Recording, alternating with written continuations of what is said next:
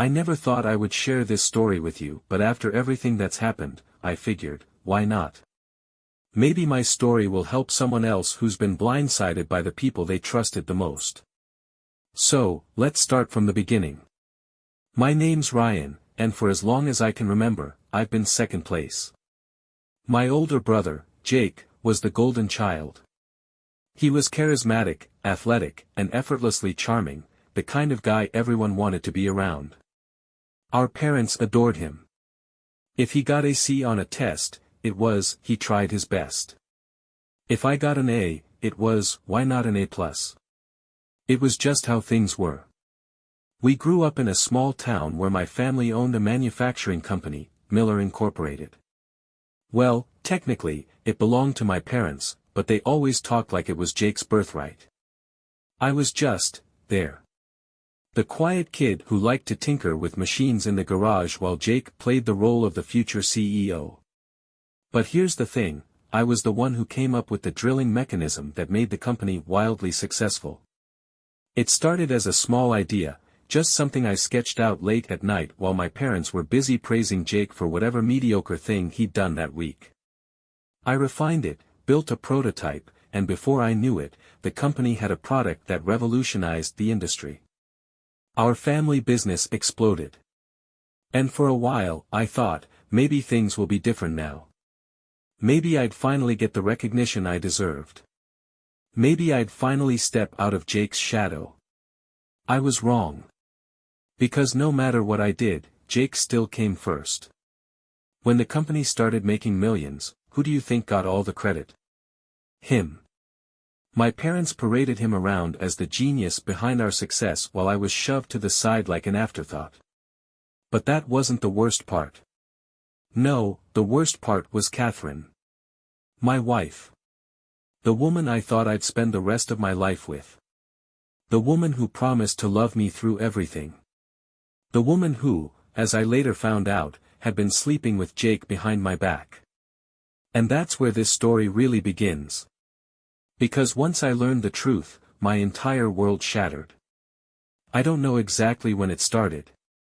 Maybe it was happening right under my nose for years, or maybe it was just a recent thing.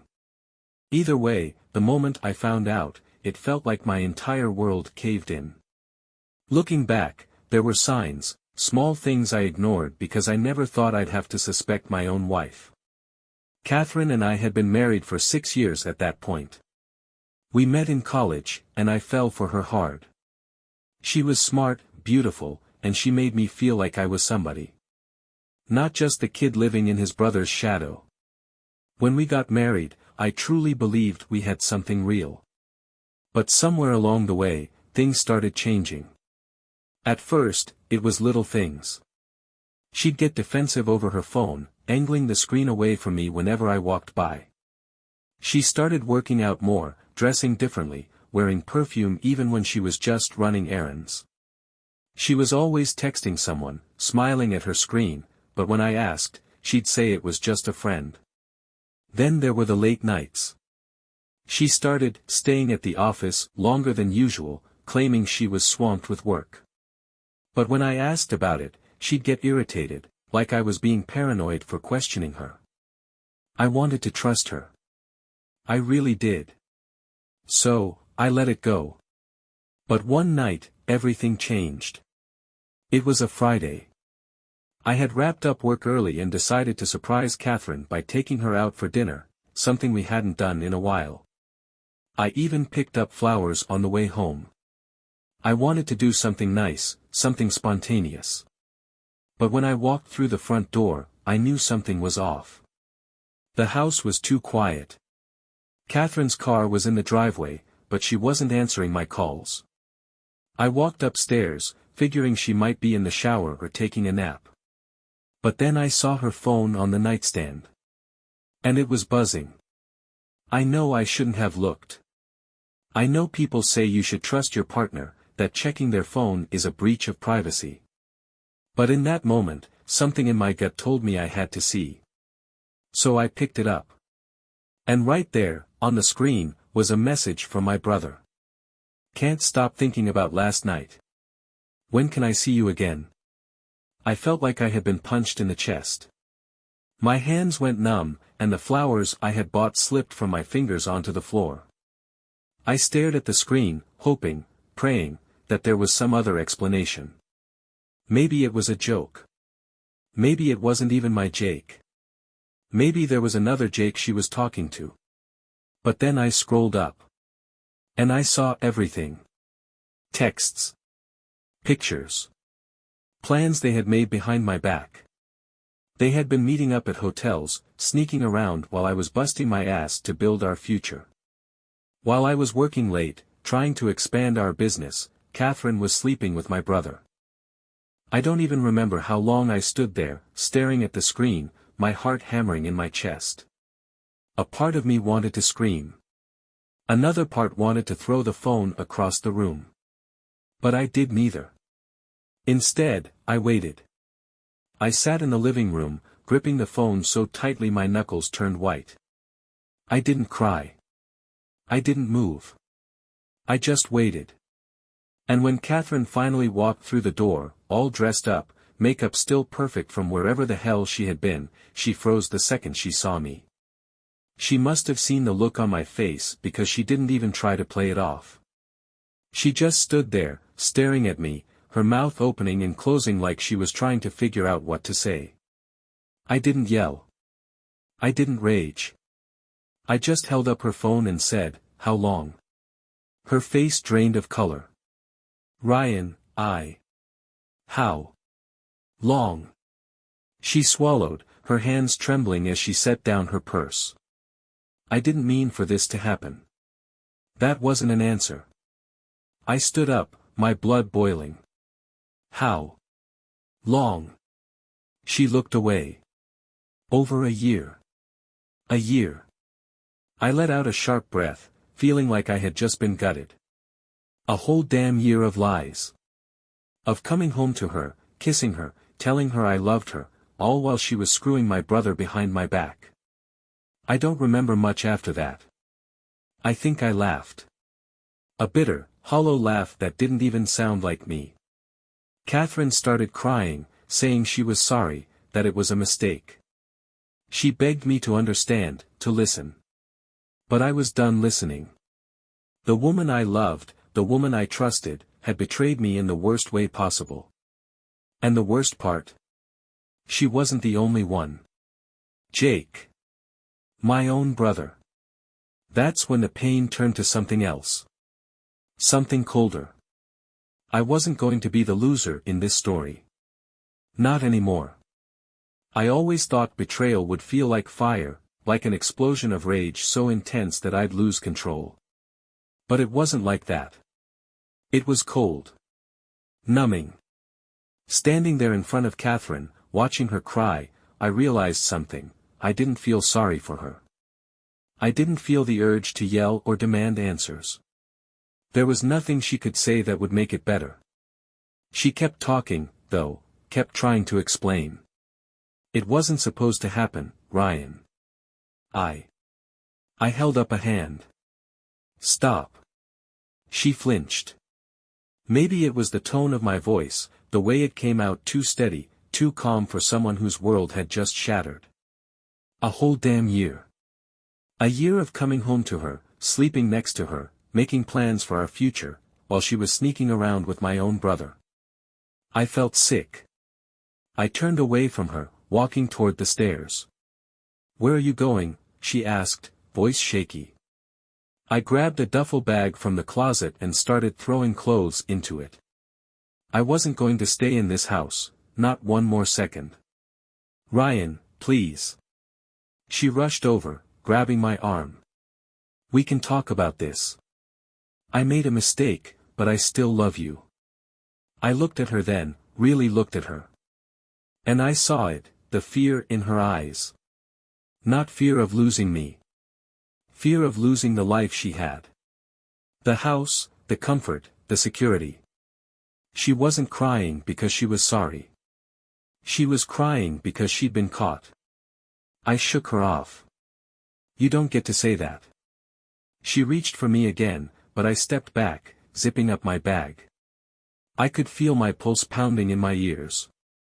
My breath was slow, controlled, but inside, something was cracking open, something raw and ugly.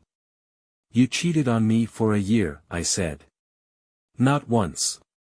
Not a mistake. A full-blown affair. And you want to tell me you love me? She opened her mouth, but I wasn't interested in whatever excuse she was about to spit out. I slung the bag over my shoulder and walked past her. Ryan, please. She followed me down the stairs, her voice rising. You're just going to leave? Just like that? I didn't answer. I stepped out the front door, the night air hitting me like a slap to the face. The world outside felt unreal, like I was floating through a nightmare. Catherine stood in the doorway, arms wrapped around herself. Where are you even going? I turned to face her one last time. Away from you. And then I walked. I didn't know where I was going. I didn't care. I just knew that I was done. Done with her. Done with Jake. Done with the life I thought I had. By the time I reached my car, my hands were shaking so badly I could barely grip the steering wheel. I sat there in silence, staring at nothing, my mind racing with everything I had just lost. My wife. My family. My business. I had spent years proving myself, trying to build something real, something that belonged to me. And in the end, I was still just the guy in the background. Still second place to Jake. I clenched my jaw, staring at my own reflection in the rearview mirror. No. Not anymore. This wasn't over. This was just the beginning. I drove for hours that night, letting the road stretch endlessly before me, headlights cutting through the darkness. I didn't know where I was going, and I didn't care. I just needed to get away, to put as much distance between myself and the wreckage of my life as possible. Catherine had betrayed me. Jake had betrayed me. My parents had let it happen under their roof, in their perfect little world where Jake could do no wrong. And now? I had nothing. Except that wasn't entirely true. I still had something. It hit me like a jolt of electricity, the realization settling in as I tightened my grip on the steering wheel. They might have taken my marriage. They might have taken my dignity. But they hadn't taken the one thing that truly mattered. The patents. The drilling mechanism that had built Miller Incorporated from a struggling local company into an industry leader. That was mine. It was my design, my blueprint, my intellectual property. And because my father had never believed in giving me a proper stake in the company, because I was always just the mechanic in the family, I had made damn sure to register the patents under my own name. Jake might have been the face of the company. My father might have run the board. But the foundation? The thing that made it all possible? That belonged to me. By the time I pulled into a motel parking lot, my mind was already racing with possibilities. I sat in the car, staring at my phone, debating whether to make the call. Then I did. I dialed the number of an old business contact, someone who had once tried to buy my patent rights, back when Miller Incorporated was first starting to take off. At the time, I had refused, thinking I was part of something bigger, something built on family. What a joke. The line rang twice before he answered. Ryan Miller, the voice on the other end said, curious. Didn't expect to hear from you. What's the occasion? I leaned back against the headrest, exhaling slowly. I have a proposition. The next morning, I drove back into town, stopping only to grab coffee and a burner phone. I wasn't ready to deal with Catherine's calls or whatever bullshit apology texts Jake was probably drafting. Instead, I went straight to a lawyer. I'd never had to fight for what was mine before, I had always assumed that, deep down, my family would do right by me. But that was the old me. The one who played by the rules. The new me? I was done playing fair. I laid it all out to the lawyer, how the patents were in my name, how the entire company relied on my technology, how my family had spent years treating me like a disposable piece of the puzzle. And then I asked a simple question. What would happen if I revoked their right to use my patents? The lawyer's smile was slow, knowing. They'd be screwed. I nodded, gripping the edge of the desk. Then let's do it. He leaned forward. Are you sure? Once we file this, it's war. Your family won't take it lightly. I thought of Jake. Of Catherine. Of my parents, who had spent my entire life making me feel less than. Then I thought of the message Jake had sent to my wife. Can't stop thinking about last night. I met the lawyer's gaze. File it. By the time I walked out of that office, the process was already in motion. Miller Incorporated had weeks, maybe less, before they'd be in serious legal trouble. Without my patents, they couldn't manufacture or sell their most profitable product. And Jake? He was about to find out exactly what it felt like to lose everything. This wasn't just about revenge. This was about reclaiming what was mine. And I wasn't stopping until I had it all. I didn't go back home. There was nothing left for me there, just the ghost of a life that had never really been mine. Instead, I checked into a small rental apartment on the other side of town, paid in cash, and got to work. The first shot had been fired. By revoking the patents, I had essentially cut off Miller Incorporated at the knees. Without the technology, they couldn't manufacture their flagship product, the one that had turned them into a multi-million-dollar company. And the best part? They had no idea it was coming. I didn't have to wait long. 3 days later, my phone buzzed with an unknown number. I almost ignored it, but something told me to pick up. Ryan. It was my father. I smirked. Took them long enough. Dad, I said, keeping my voice cool. To what do I owe the pleasure? There was silence on the other end, heavy, controlled. Then. What the hell do you think you're doing? I let the question hang in the air for a second, letting him stew. I assume you're talking about my patents. You're sabotaging your own family, he snapped. You know what this will do to the company. My patents. My work, I corrected. And my family? That's funny, because the last time I checked, my family didn't give a damn about me. My wife was sleeping with my brother under your roof, and you did nothing. Ryan. No, I cut him off. I'm done being the afterthought, Dad. You wanted Jake to be the golden boy. Fine. Let him fix this. Oh wait, he can't. I heard him exhale sharply. You don't understand the position you're putting us in. Actually, I do, I said. And I don't care. Another long silence. Then, his voice dropped. We can fix this, son. Just come in, let's talk it out. We'll find a way to work through it. I almost laughed. The audacity. Now, after everything, they wanted to talk. I leaned back in my chair, staring at the ceiling. Where was this energy when I was being screwed over?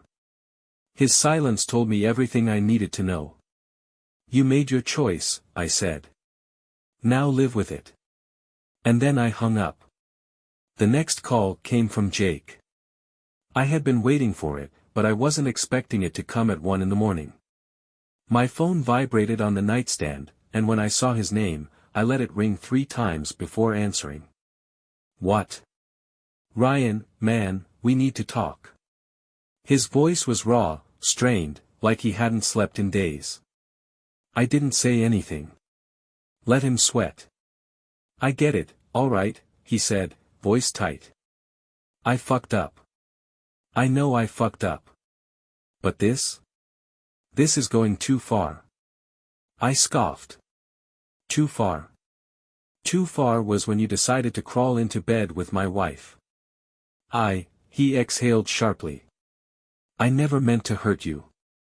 Oh, well that makes it better, I said dryly. Tell me, Jake, when exactly did you realize you didn't want to hurt me? Before or after you were screwing Catherine? He didn't answer.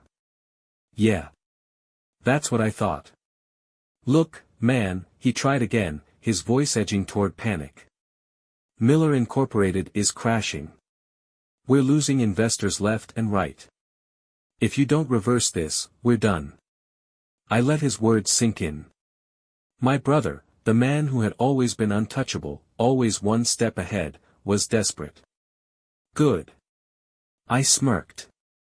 Guess you should have thought of that before you stabbed me in the back. Ryan, please. I closed my eyes, savoring the moment. Then I hung up. The next day, the media caught wind of what was happening. I had kept things quiet at first, letting the company implode on its own. But now, with investors pulling out and stock prices tanking, it was all over the news. Miller Incorporated faces collapse as patent rights are revoked. I scrolled through the headlines, sipping my coffee. Articles were popping up everywhere, speculating on what had gone wrong, why the company was suddenly crumbling. Jake was being dragged. So was my father. And Catherine? Well, turns out, the scandal of her affair with my brother wasn't exactly private anymore. A few social media accounts had already caught wind of it, posting about the family betrayal behind Miller Incorporated's downfall. Comments were brutal. Damn, imagine cheating on your husband with his own brother and then watching his revenge destroy your entire life. This dude is a legend. Absolutely zero mercy. Respect. Ryan Miller, if you're reading this, just know we're all rooting for you. I chuckled. The best part? I wasn't done yet. Because while my brother and my father were scrambling to save what was left, I was about to make my next move. They thought losing the company was bad. They hadn't seen anything yet. Jake was unraveling. The media was eating him alive, investors were abandoning ship, and Miller Incorporated was in full-blown crisis mode. And me? I was sitting back, watching it all crumble, knowing damn well that the next move was mine. I hadn't just revoked the patents, I had leveraged them. See, I knew Miller Incorporated couldn't survive without my technology. And I knew Jake and my father would be too stubborn to admit they needed me. But their pride didn't matter. The numbers did. So I made a deal. Not with them, hell no. I went straight to their biggest competitor. It wasn't hard to set up the meeting. The CEO of Titan Drilling, one of Miller Incorporated's biggest rivals, had been sniffing around my patents for years. Back when I was still blind enough to believe in my family, I had turned him down. Now, I was ready to talk. We met at a high-end steakhouse, private booth in the back. The guy, Andrew Sinclair, was already nursing a glass of whiskey when I arrived. Ryan Miller, he said, smirking as I sat across from him. Hell of a month you're having. I smiled. Just getting started. He let out a low chuckle. I have to admit, I was surprised when you reached out. Last time we spoke, you were loyal to the family business. I picked up the menu, scanning it. Last time we spoke, I thought my family actually gave a damn about me. Sinclair nodded like he understood, like he'd seen this kind of thing play out before. Maybe he had. Business was brutal, and family businesses even worse. He set his glass down. So, what are we talking about here? I closed the menu. Full licensing rights. Exclusive access. The next generation of drilling technology. His eyebrows lifted slightly. You're offering it to me? Not just offering, I said. I want a stake. A seat at the table. Sinclair sat back, studying me. I could see the wheels turning in his head. Ryan, he said, choosing his words carefully, you do realize what this means for Miller Incorporated? I smirked. Yeah. That's the point. He chuckled, shaking his head. Cold-blooded. I took a sip of water. Business. There was a pause, and then he nodded. All right. Let's make a deal. 2 days later, the press release went out. Titan Drilling Partners with Ryan Miller, exclusive rights to groundbreaking technology secured. The moment it hit, I could feel the shockwave. Miller Incorporated had been barely holding on by a thread, desperately trying to reassure their investors. And now, that thread snapped. By the afternoon, I had about a dozen missed calls from Jake, my father, and even my mother, who, up until now, had been suspiciously silent. I ignored every single one. Because at this point, there was nothing left to say. Later that night, I was in my apartment, going through emails, when there was a loud, frantic banging at my door. I knew who it was before I even checked. Still, I took my time. Finished my sip of coffee. Set my laptop aside. Then I got up and opened the door. Jake was standing there, wild-eyed and furious. His suit was wrinkled, his tie undone like he had just come straight from a war room meeting. "What the fuck did you do?" he demanded. I leaned against the doorframe, arms crossed. "Nice to see you too, brother." He shoved past me, storming inside. "No, seriously, Ryan, what the hell were you thinking?" I shut the door, turning to face him. "I was thinking that I'm done being your backup. I was thinking that I finally have control over my own work. And I was thinking," I smiled, "that watching you panic is pretty damn satisfying." His jaw clenched. "You sold us out." "No," I corrected, "you sold me out. I'm just returning the favor." He ran a hand through his hair, pacing like a caged animal. "You don't get it. You just don't get it. This isn't just about you and me anymore. This is about the company. About Mom and Dad." I scoffed. "Mom and Dad made their choice. They chose you. Every damn time. They're going to lose everything, Ryan." His voice was raw now, desperate. "You're ruining them." I tilted my head. "No, Jake. You ruined them. You and your shitty business decisions. You and your inability to see past your own ego." I just pulled the curtain back. He stopped pacing, turning to face me fully. "You think this makes you the winner?" I smiled. "I know it does."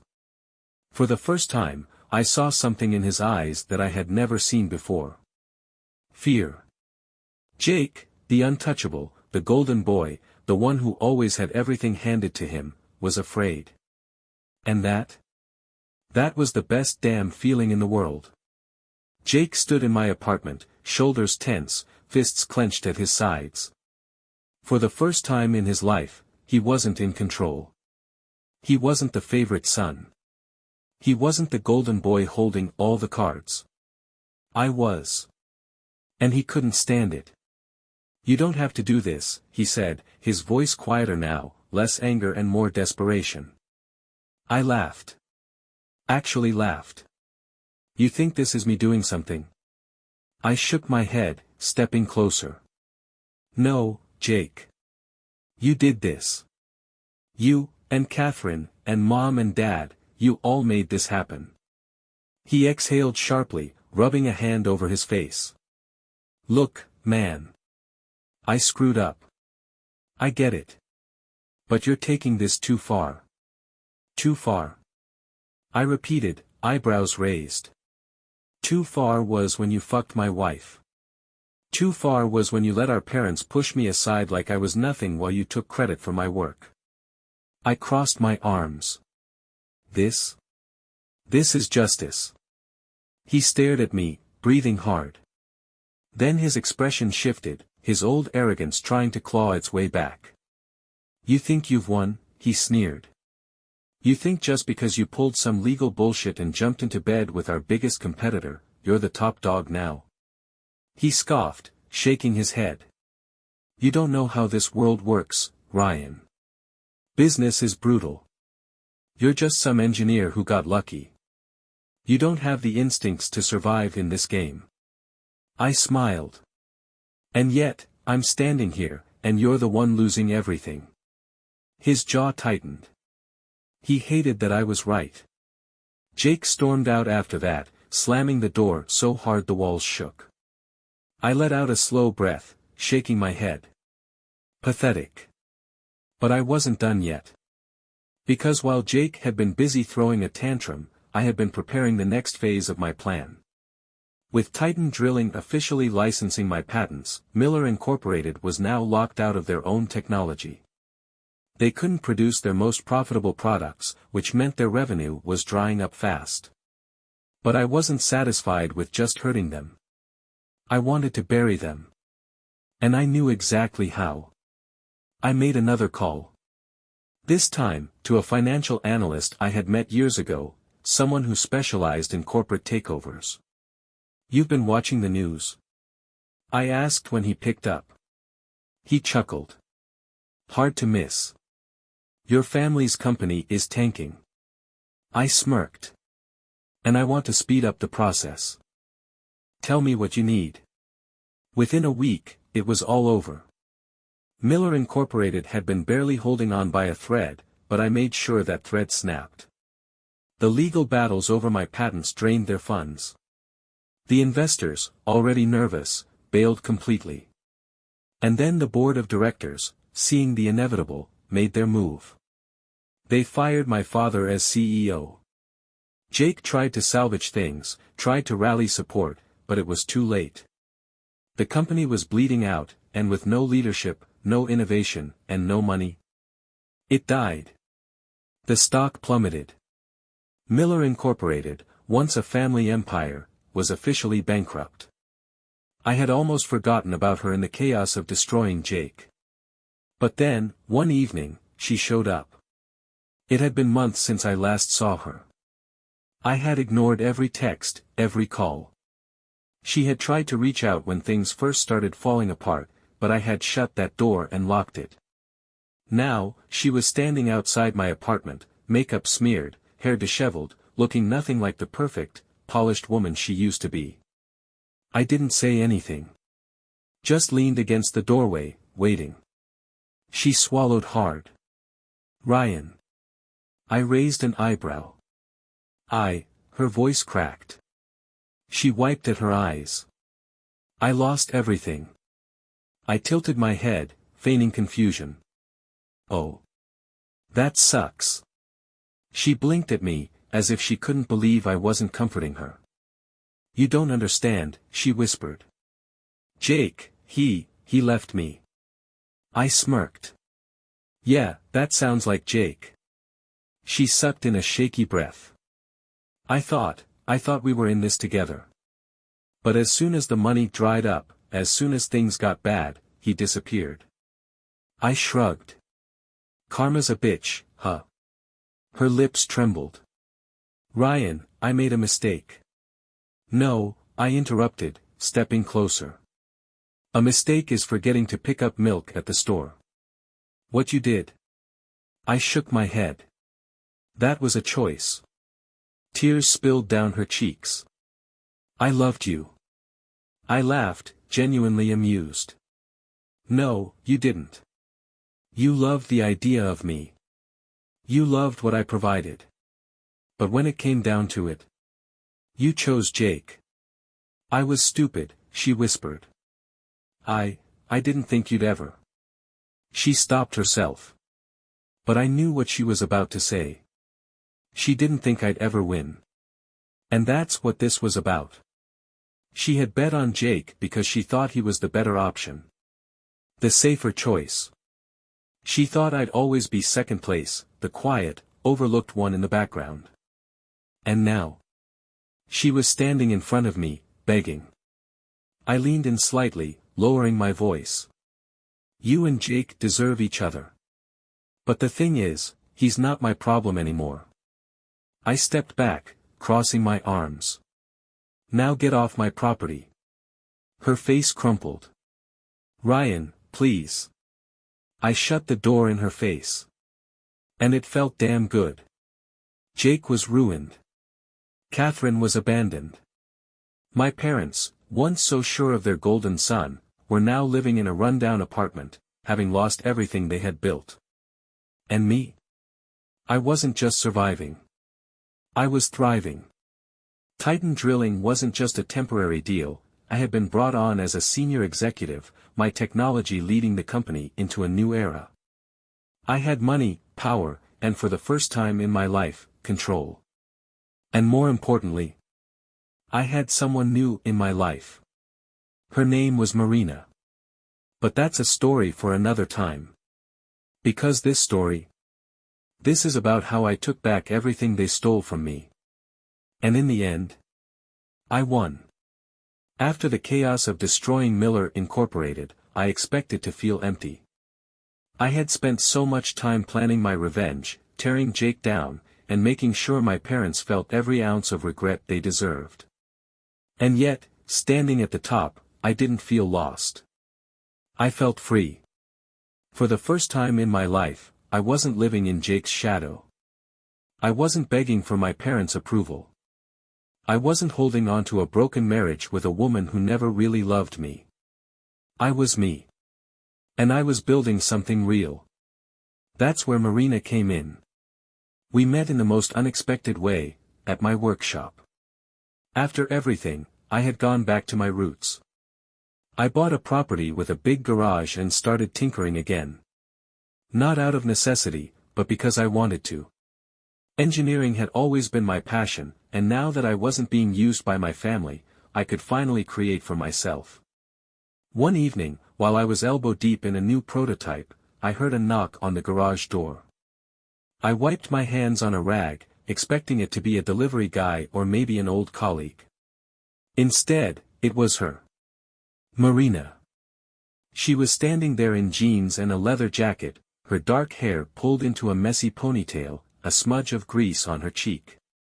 She had this confident stance, like she belonged anywhere she walked into.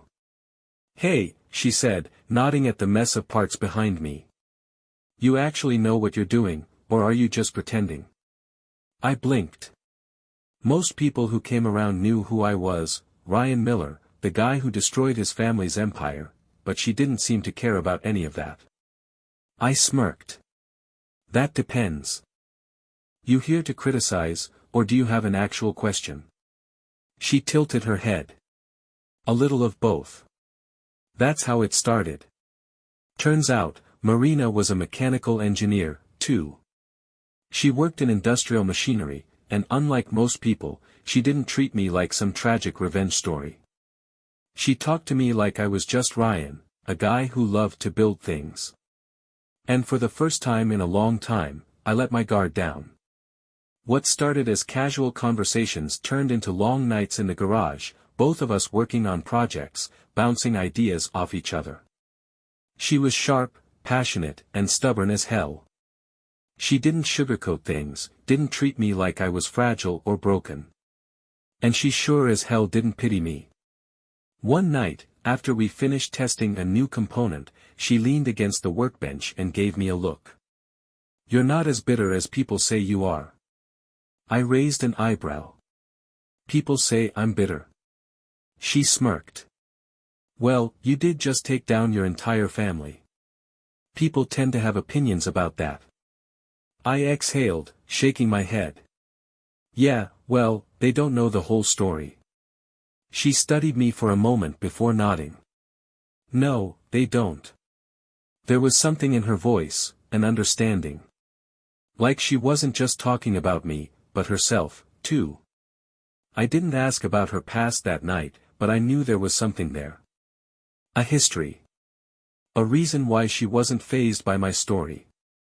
And that was fine. Because for once, I wasn't looking back. I was looking forward. Just when I thought I had put it all behind me, Jake tried to crawl back into my life. I should have expected it. He had lost everything, his job, his reputation, his money. He had no more cards left to play. So he showed up at my garage. I was in the middle of explaining something to Marina when I heard tires screech outside. A second later, Jake was banging on the door. Marina glanced at me. "Friend of yours?" I sighed. "Not exactly." When I opened the door, Jake looked like a mess. His suit was wrinkled, his hair disheveled, and there were dark circles under his eyes. He didn't look like the powerful, untouchable golden boy anymore. He looked desperate. "Ryan," he said, breathless. "I need your help."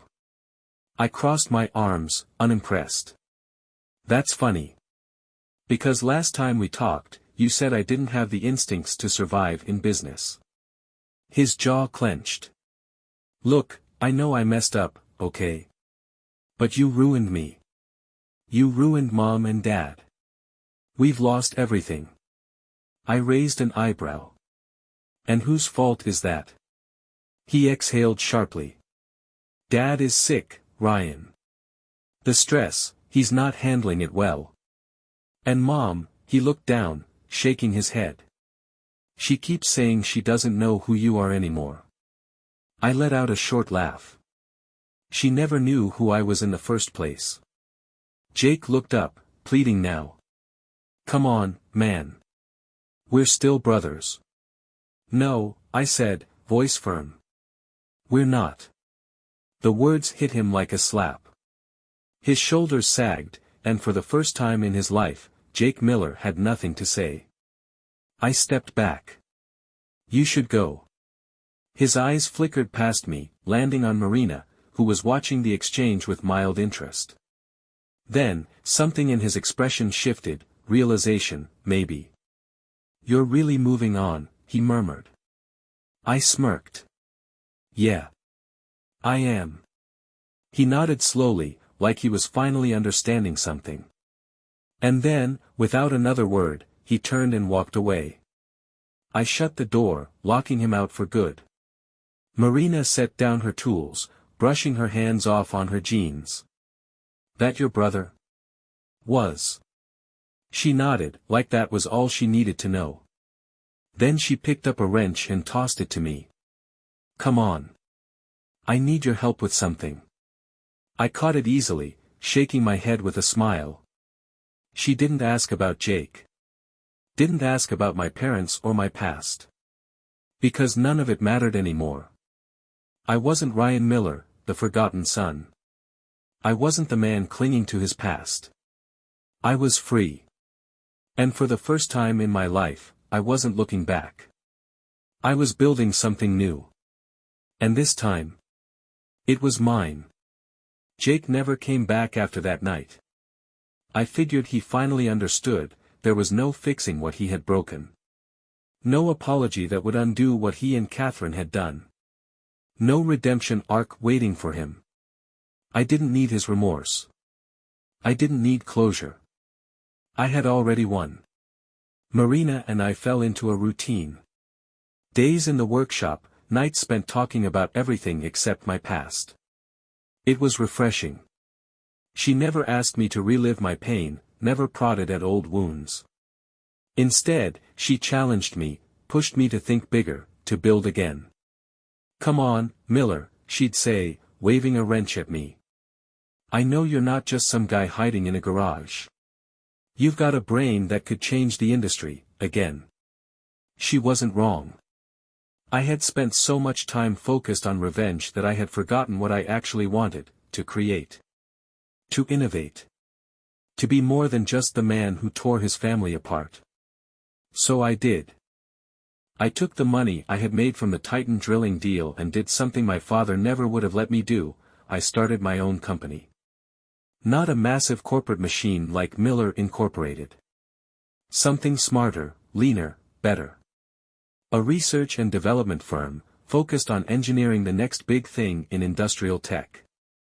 And this time, my name was on everything. No more being overshadowed. No more being dismissed. Ryan Miller wasn't just some forgotten son anymore. I was a goddamn force. Months passed. My company took off. Titan Drilling became my biggest client, and soon, other companies were lining up, eager to work with the man who had taken down an empire and built something even better. But even with all my success, there were still reminders of my past. I heard through the grapevine that my parents had moved into a small rental home after losing the family estate. My father was in and out of the hospital, stress-related issues, supposedly. My mother? She never reached out. Maybe she was too ashamed. Maybe she just couldn't face the fact that she had backed the wrong son. And Jake? Last I heard, he was bouncing between failed business ventures, burning through what little money he had left. As for Catherine, I didn't give a damn where she was. I had erased her completely. One evening, Marina and I were sitting on the back patio of my new home, a quiet, modern place with a massive garage for my projects. The sun was setting, painting the sky in streaks of orange and purple. She nudged me with her foot. You ever think about what would have happened if they hadn't screwed you over? I smirked. Yeah. I'd still be trapped. Still wasting my life trying to earn the approval of people who never gave a shit about me. She nodded. Funny how that worked out, huh? I exhaled, letting the moment settle. For the first time in my life, I wasn't chasing something. I wasn't waiting for validation. I was just living. And it felt damn good. I thought I had left them behind. The betrayals. The backstabbing. The desperate, pathetic attempts to pull me back into their mess. But just when I thought it was over, the past came knocking. Literally. It was late, probably close to midnight. Marina and I had just wrapped up a long day at the workshop, testing a new prototype. We were sitting in the living room, half a bottle of whiskey between us, when there was a sharp, insistent knock at the front door. I frowned. Nobody came here unannounced. Marina glanced at me. Expecting someone? Nope. I stood up, setting my glass down. Marina followed, arms crossed as she leaned against the wall, watching. I could tell she was ready for trouble, because if there was one thing I had learned about her, it was that she didn't trust anyone easily. Neither did I. I opened the door. And there she was. Catherine. She looked like hell. Her once perfect blonde hair was dull, her designer clothes replaced by something far less expensive, and there were deep shadows under her eyes. For a second, neither of us spoke. Then she let out a shaky breath. Ryan. I leaned against the doorframe, completely unimpressed. You're trespassing. Her lips parted slightly, like she hadn't expected me to be so cold. Like she thought I'd still have some tiny piece of my old self left. The version of me that would have cared. She was wrong. I need to talk to you, she said, voice barely above a whisper. I exhaled slowly, shaking my head. Catherine, I don't give a shit what you need. She winced but pushed forward. It's about the kids. That made me pause. She must have seen the flicker of hesitation because she stepped forward quickly, as if afraid I'd slam the door in her face. They need you, she said, voice breaking. I know you hate me, but I'm not here for me. I'm here for them. Marina shifted slightly, making her presence known. You should leave. Catherine looked at her then, as if just realizing she wasn't alone. Something dark flashed across her face. Jealousy? Bitterness? Hard to tell. This isn't your business, she snapped. Marina didn't even flinch. Neither is Ryan anymore. Catherine turned back to me, desperation in her eyes. Please. I should have shut the door. I wanted to shut the door. But instead, I let out a sharp breath and stepped aside. 5 minutes. Marina shot me a look but didn't argue.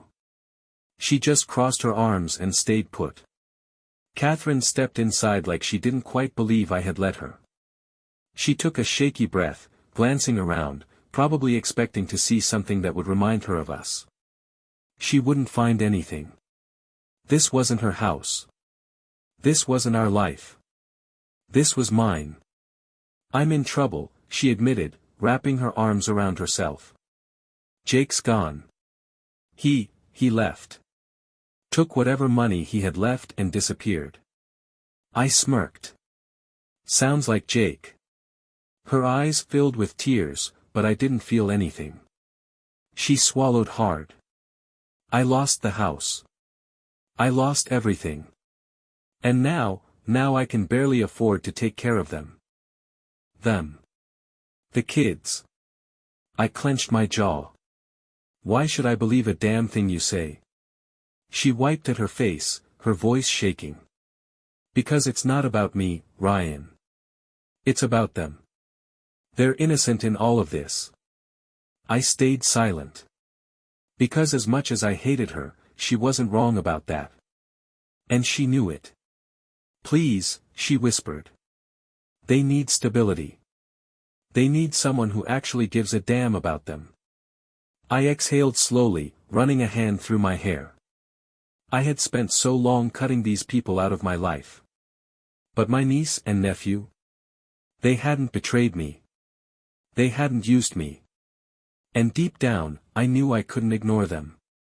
Catherine saw the shift in my expression and latched onto it. I don't expect you to forgive me, she said quickly. I don't even expect you to talk to me after this. But please, don't punish them for my mistakes. Marina was watching me carefully. Waiting to see what I'd do. I sighed. What exactly are you asking for? Catherine swallowed. Help. Financially.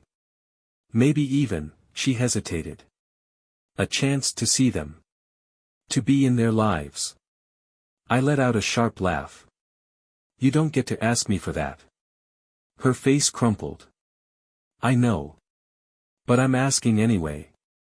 I glanced at Marina, who gave me a slight nod, silent support, whatever choice I made. I looked back at Catherine. And then, finally, I spoke. I'll think about it. Catherine's words lingered long after she left. I sat on the edge of the couch, staring at nothing, my mind tangled in thoughts I didn't want to have. Helping her? Not a chance. But the kids? They weren't responsible for what their parents did. Marina watched me carefully, arms crossed. You're thinking about it. I sighed. Yeah. She sat beside me. You don't owe her anything, Ryan. I know. But you care about them. I exhaled slowly, rubbing my jaw. Yeah. Silence. Then Marina nudged me with her foot. So figure out a way to help them, without giving her a free pass. I looked at her, and just like that, I knew exactly what to do. Catherine wanted my money. My support. She was about to find out that I played by my own rules. Catherine wanted help. She was expecting me to throw money at the problem, to bail her out the same way Jake always had. But I wasn't Jake. So I made a call. Not to her, but to a lawyer. I laid it out simply, I wanted custody rights to my niece and nephew. Not full custody, yet, but legal involvement. Financial support, sure, but with control.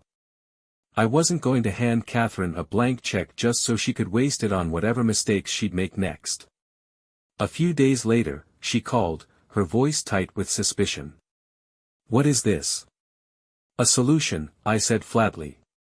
If you want my help, it happens on my terms. I get rights. I get a say in how they're raised. No more bouncing between unstable homes, no more last-minute crises. Stability. You want that, or not? Silence. Then, a shaky breath. You really hate me that much? I smirked. No, Catherine. I just don't trust you. She didn't argue. Because we both knew the truth, she had no other choice. Catherine didn't agree right away. She tried to argue, to negotiate, to find some way to stay in control. But she was out of leverage. This isn't fair, she said on the phone one evening, her voice tight with frustration. I leaned back in my chair, unfazed. Fair? You think I got fair? Silence. She knew better than to push that. I'm not cutting you out, I continued. But I'm not letting you screw this up. You sign the agreement, you get financial stability, and the kids get a real shot at a future. If you don't, you can figure it out on your own. Another long pause. Then, a quiet sigh. I'll sign. I expected relief, but I didn't feel any. This wasn't about winning anymore. This was about making sure those kids never ended up like us. The papers were signed. Just like that, Catherine lost the last bit of control she had. The moment she put her name on the agreement, the power shifted permanently. I wasn't just handing her money, I was securing my place in my niece and nephew's lives. She knew it, too. When we met at the lawyer's office to finalize everything, she wouldn't look me in the eye. Her hands trembled as she flipped through the documents, reading every clause, every condition. I don't have a choice, do I? She muttered. I leaned back in my chair, arms crossed. Nope. Her jaw tightened, but she didn't fight it. She just signed. One page after another, she locked herself out of the decisions that actually mattered.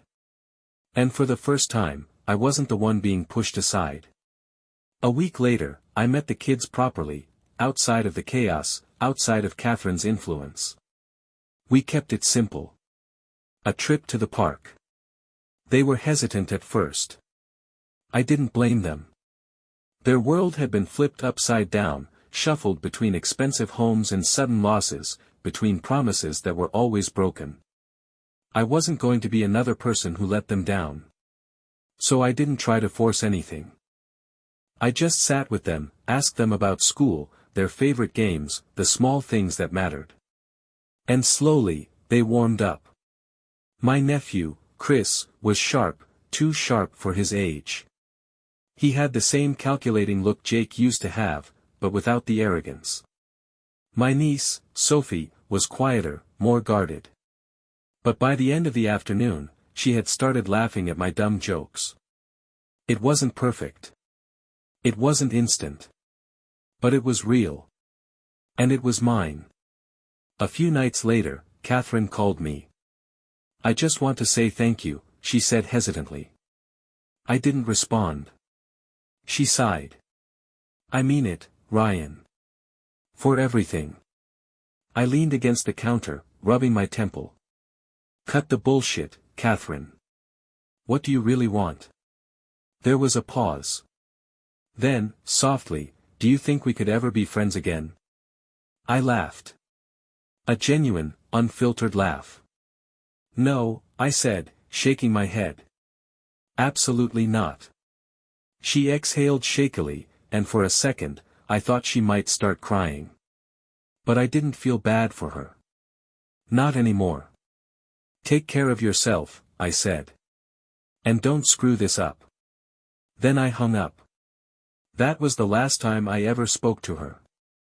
Marina found me outside later that night, sitting on the back porch, staring up at the stars. She called, didn't she? She asked, sitting beside me. Yeah. Let me guess, she wants to rewrite history. I smirked. Something like that. She nudged me with her shoulder. You did the right thing, you know. For the first time in a long time, I actually believed that. I wasn't chasing revenge anymore. I wasn't proving a point. I was building something real. And this time, nobody was going to take it from me. The past didn't haunt me anymore. Jake was gone. Catherine was a closed chapter. My parents had faded into the background, no longer a weight on my shoulders. For the first time in my life, I was free. My company was thriving. The research, the innovation, it was everything I had wanted Miller Incorporated to be. Only this time, there were no greedy hands trying to steal my work, no golden boy taking credit. It was mine. But more importantly, so was my future. Chris and Sophie had settled into a routine with me. I wasn't some long-lost hero swooping in to save them, I was just there. A steady presence. A constant. And that was enough. One afternoon, I got a letter from my mother. Not a call. Not a desperate attempt to fix things. Just a simple, handwritten letter. She didn't ask for anything. Didn't try to justify what they had done. She just wrote. I understand now. I hope it's not too late for me to say I'm sorry. I read it once. Then again. Then I put it in a drawer and moved on. Some things didn't need an ending. One evening, Marina and I sat on the porch, watching the sunset. She glanced at me, smirking. You ever going to propose, or am I going to have to do it myself? I chuckled, shaking my head. Impatient, huh? She shrugged. I know what I want. So did I. I pulled a small box from my pocket and placed it in her hand. Her smirk faded, eyes widening. Wait, seriously? I grinned. Open it. She did. And for the first time since I had met her, Marina was speechless. She looked up at me, eyes shining. Ryan. No big speeches, I said. Just, stay with me. Build a life with me. Her answer was a kiss. And just like that, my story, the one filled with betrayal and revenge, loss and rebuilding, shifted into something new. Not an ending. A beginning. A real one. People always say revenge is bittersweet. They're wrong. Revenge was necessary. It was the fire that burned away everything holding me back. But what came after? That's what mattered. I didn't just win. I lived. And that? That was the real victory.